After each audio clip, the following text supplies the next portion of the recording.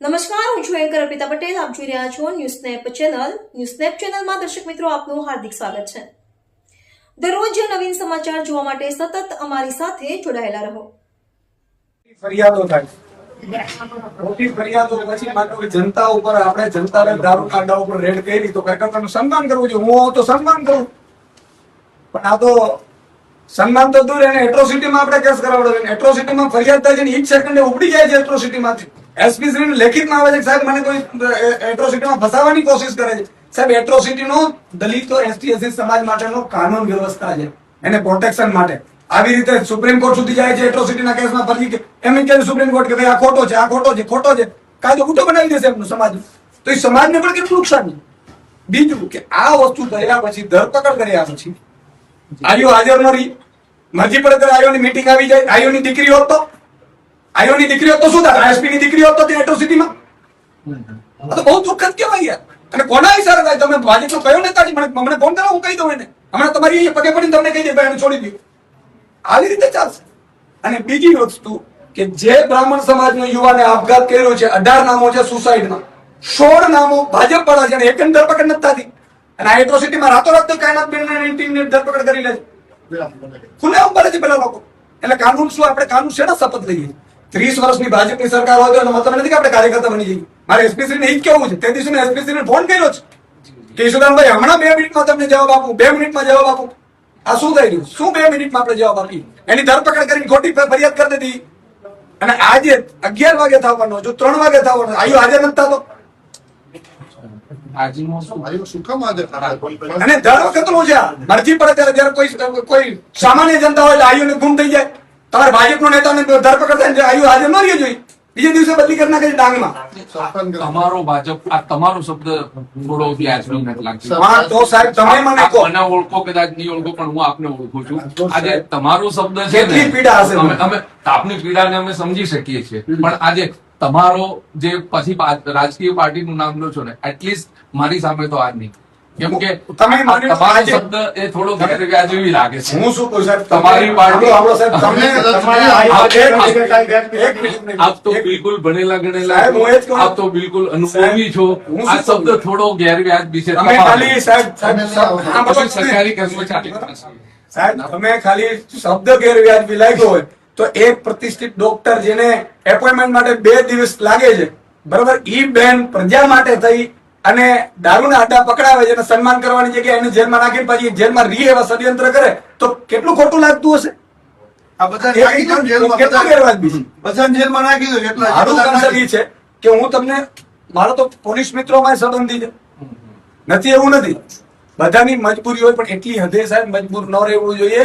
કોઈ બાળક છે, નાનું બાળક, એમનું કોઈ પૂછે તો કરો ને, હસબન્ડ રડે છે બિચારાનું.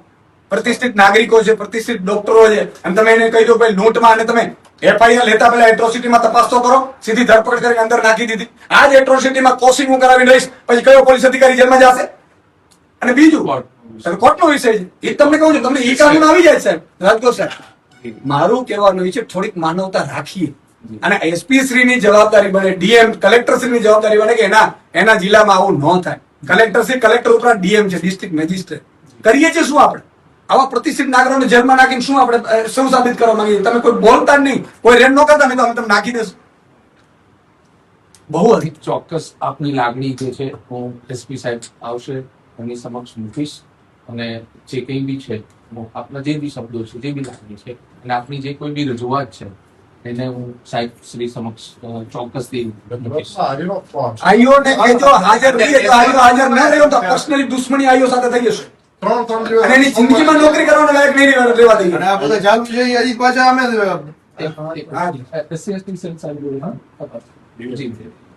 કોઈ મુકેશ નોકરી કરી છે. સોમવારે આવશે. અચ્છા, એમની જોડે છે.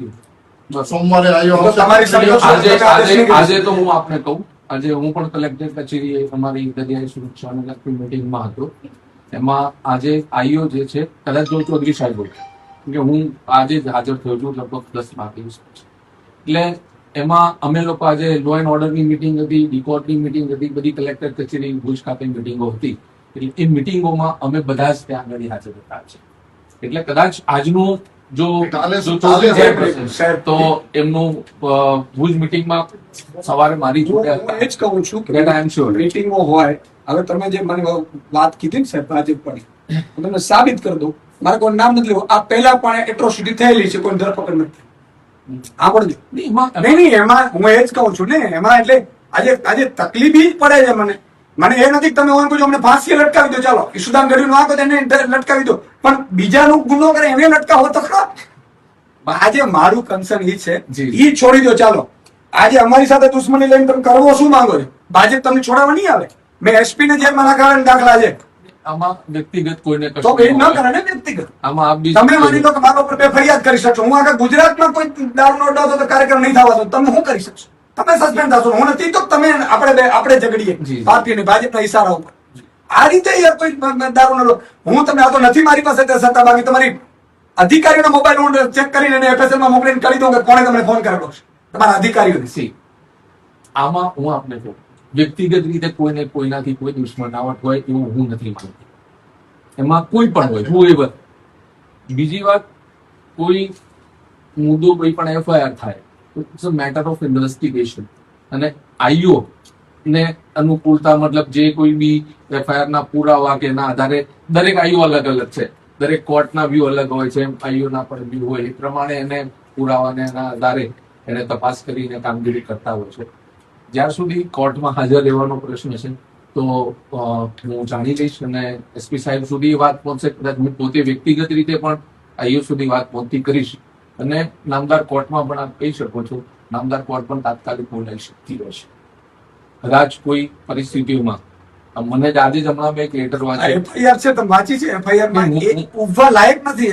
FIR કે એ હવે એટલે જ મેં તમને કીધું કે એસપી શ્રી છે ને, તો કહે તમને જી, કે તમારા કોઈ પ્રતિષ્ઠિત નાગરિકને એમને એમ ધરપકડો થાય છે ને એમને એમ જેલમાં તમે નાખો છો, તમે કોઈ સેન્સ, ભલે ઠીક છે તમે પોલિટિકલી રિવેન્જ લેતા હશો, તો આજે આ છે, કાલે બીજો આવશે, એસપી સાહેબ ને શું પોલિટિકલ હોય? તો શું? એસપી સાહેબ ને શું પોલિટિકલ કેટલા ગુના છે? સાહેબ કેટલા ગુનેગારો સાહેબ તો એમને પડે? સરકારી કર્મચારી છે. તમારો એમને જે કાંઈ વહીવટદાર છે ને એનો ફોન ઉપર તમને સ્પીકર ઉપર લઈને કહું કે શું થાય છે? મારે નથી કહું, હવે એમ પડવું નથી મારે. વહીવટદાર છે. બુટલેગર અને ડોક્ટર એ વચ્ચેના તો ભેદની ખબર હોવી જોઈએ ને ખાતાની. નહીં તો વ્યક્તિ દરેકના અલગ અલગ વર્ક છે, દરેકનું કામ અલગ છે. જે ગુનેગાર છે એ ગુનેગારનું કામ કરે, એને એરેસ્ટ કરવું, એને જેલમાં નાખવું, એની પર કાયદેસરના પગલા લેવા એ પોલીસની ફરજ છે. એમાં કોઈ બાકાત સાહેબ, નથી. બીજી કેટલી ફરિયાદો છે જેમાં હજી આરોપી પકડાણા નથી ને આમાં શેર બીજે દિવસે ઘરેથી ઉપાડવામાં આવે છે. સુસાઇડ કેસ તાત્કાલિક ધોરણે આમાં પગલા લેવામાં આવે છે. એ તો બીજી કેટલી ફરિયાદો છે જેમાં પગલા લેવામાં નથી આવતા. હા. આ 16 જણાને કાં નથી પકડી શકતા તમે? ખુલ્લેઆમ ફરે છે, હું દેખાડું હું કોઈ મારા ડિફેન્સમાં નથી કીધું. હા. હું આપને બાકી હું મારી હાજરી હોય તો હું 100% જવાબ આપે. હું આજે જ ટુડે આફ્ટર 10 days લીવ આવ્યો છું ને આજે સવારે સીધો કલેક્ટર કચેરી મીટિંગમાં ગયો. અત્યારે મારા એસપી સાહેબ હતા તો 100% આપના દરેક પ્રશ્નોનો જવાબ આપતા. બિહાફ ઓફ એસપી સાહેબ આઈ એમ હિયર. આપની જે લાગણી છે, આપની જે રજૂઆત છે, ચોક્કસથી હું અમારા સાહેબ સુધી પહોંચતી કરીશ. છે 3 દિવસ પહેલા અમારા બ્રહ્મ સમાજના આગેવાનો બધા આવીને મળી ગયા, છતાં ખુલ્લેઆમ ફરે છે. આજે એમણે કીધું હતું કે 2 દિવસમાં બધા એરેસ્ટ થઈ જશે. આ એસપી સાહેબે કીધું હતું. આજે સાહેબ 5મો દિવસ છે, કોઈને એરેસ્ટ નથી કર્યા તમે, અને ખુલ્લેઆમ ફરે છે બધા. એ બી પણ હવે સાહેબ મારી એ રિક્વેસ્ટ છે કે આ FIR તો અમે કોશિંગમાં જશું, પણ અમારી FIR આવશે એ FIR તમે લેજો. પછી એવું ન કહેતા કે અરજી આપી દો. હું કોઈને છોડવાનો નથી, ઓફિસરને પણ નહીં, ને તમે ડેટા સાથે કરી દઈશ. બિલકુલ એમાં બરાબર.